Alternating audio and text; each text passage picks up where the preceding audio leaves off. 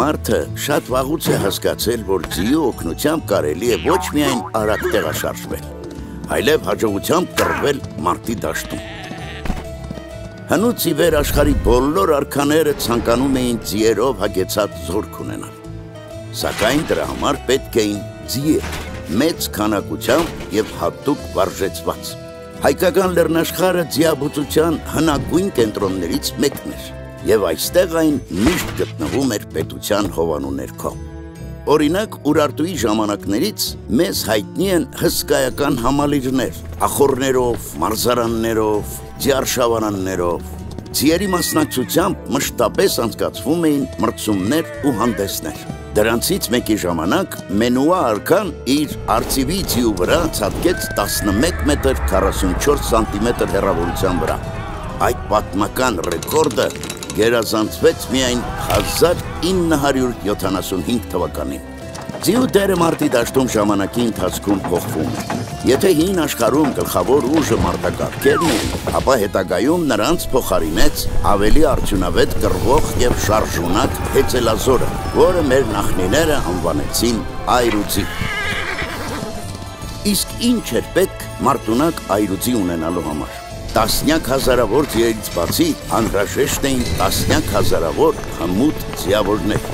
Ասպանդակը սկսեցին օգտագործել միայն միջնադարում, իսկ մինչ այդ ձին հեծած կռվելը իսկական արվեստ էր, որին պետք էր սովորել մանկուց։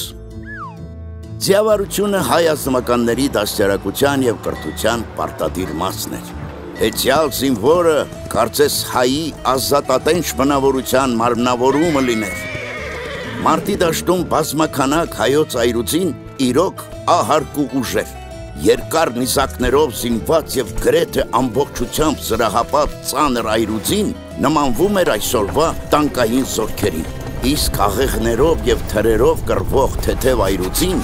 մահացու վտանգ էր թշնամու համար իր արագության եւ անսպասելի զորաշարժի շնորհիվ։ Եվ հասկանալի է, թե ինչու Պարսից արքա Դարեհը խնդրեց, որ հայոց այրուձին կռվի իր կողմից Գավգամելայի ճակատամարտում Ալեքսանդր Մակեդոնացու դեմ։ Հայ ձիավորները ջարդեցին եւ փախուստի մատնեցին մակեդոնացիներին։ Եվ եթե Դարեհը ճակատամարտի իր հատվածում լիներ հայերի պես խիզախ, մեծն Ալեքսանդր Մակեդոնացու պատմությունն այդ օրը անփառունակ կավարտվեր։ Սակայն ամենամեծ փառքը հայոց այրուձին վաստակեց հենց հայրենի երկրի համար կռվելով։